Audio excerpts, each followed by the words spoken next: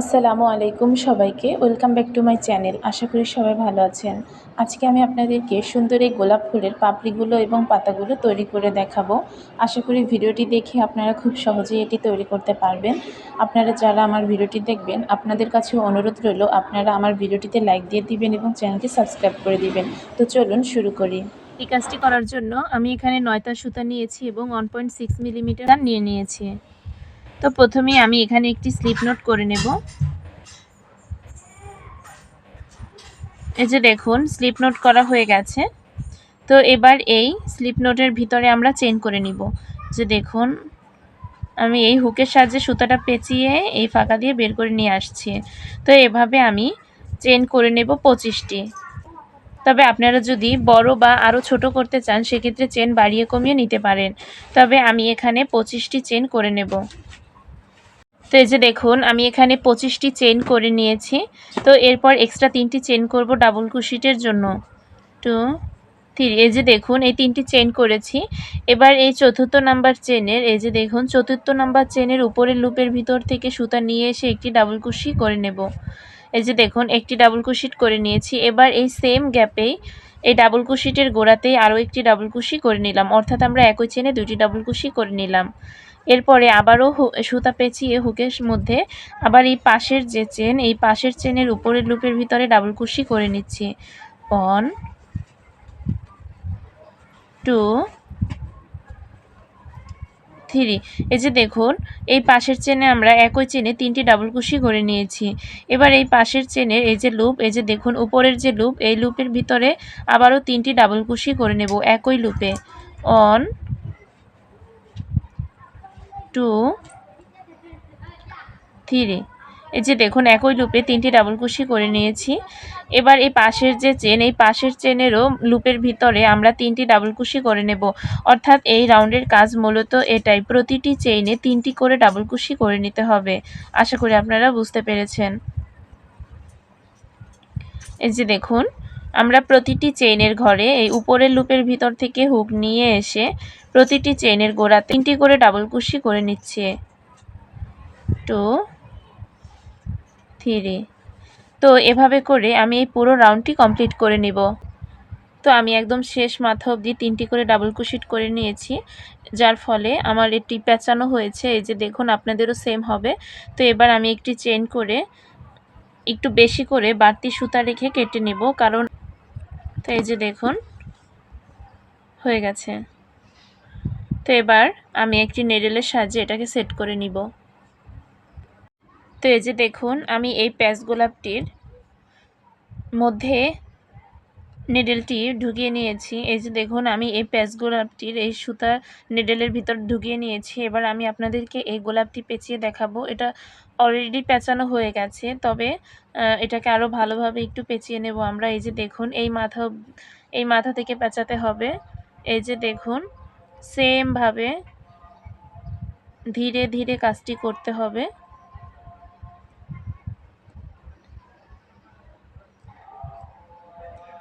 এই যে দেখেন, আশা করি আপনারা এটি তৈরি করলেই বুঝতে পারবেন যে কিভাবে পেঁচানো হচ্ছে।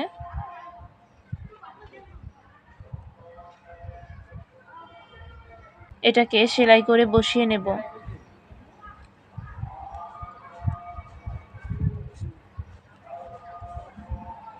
তো আপনারাও নেডেলের সাহায্যে এটাকে সেলাই করে নেবেন।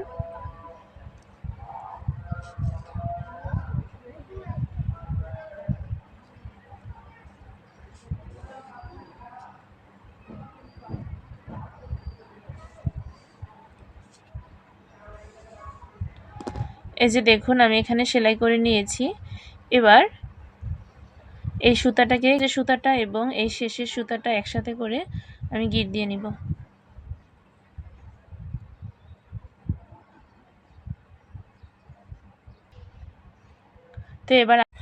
তো এখন আমি আপনাদেরকে ছোট্ট ছোট্ট এই পাতাগুলো তৈরি করে দেখাবো। এই পাতাগুলো আপনারা বাচ্চাদের নেক ডিজাইন থেকে শুরু করে বিভিন্ন রকম জিনিস ডেকোরেশন করাতেও ব্যবহার করতে পারবেন। তো আমি এই পাতার কলিগুলো আপনাদেরকে এখন তৈরি করে দেখাবো, যার জন্য আমি এখানে সবুজ রঙের সুতা নিয়েছি। প্রথমেই আমরা এখানে ম্যাজিক রিং করে নেব। এই যে দেখুন আমি আঙুলের সাহায্যে এই যে সুতা পেঁচিয়ে হুকের ভিতর নিয়ে নিলাম। এবার একটি চেন করে এটাকে সেট করে দিব। এই যে দেখুন। তো এবার আমি এই সুতাটাকে টেনে ছোট করে নিলাম লুপটিকে। এবার এখানে আমি আরেকটি চেন করে নিলাম, অর্থাৎ আমার এখানে 2টি চেন হলো। এবার আমি এই লুপের ভিতরে 2টি সিঙ্গেল কুশি করব। 1 2, 2টি সিঙ্গেল কুশি হয়ে গেছে। এবার আমি এখানে 2টি হাফ ডাবল করব। এই যে দেখুন, লুপ নিয়ে এসে 3টি লুপের ভিতর থেকে একসাথে হুকটাকে বের করে দিলাম। তো 2টি হাফ ডাবল হয়ে গেছে। এবার আমি এখানে 2টি ডাবল কুশি করব। 1 2, এই যে দেখুন 2টি ডাবল কুশি করেছি। এবার আমি এখানে 2টি ট্রিপল কুশি করব। এই যে দেখুন, 1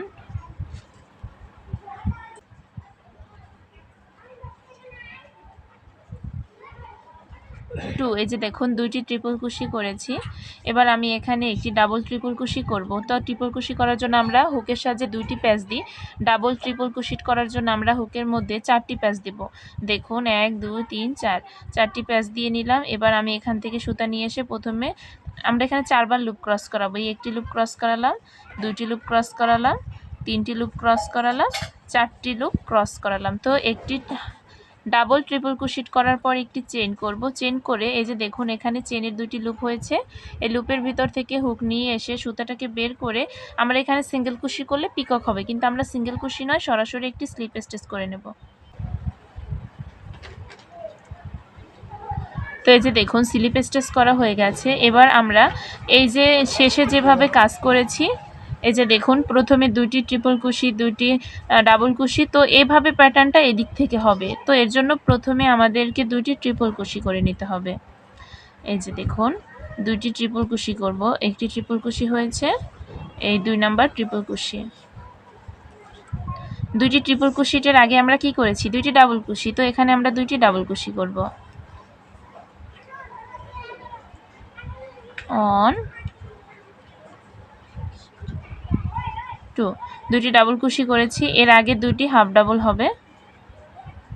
এই যে দেখুন একসাথে 3টি লুপই ক্রস করিয়ে দিব।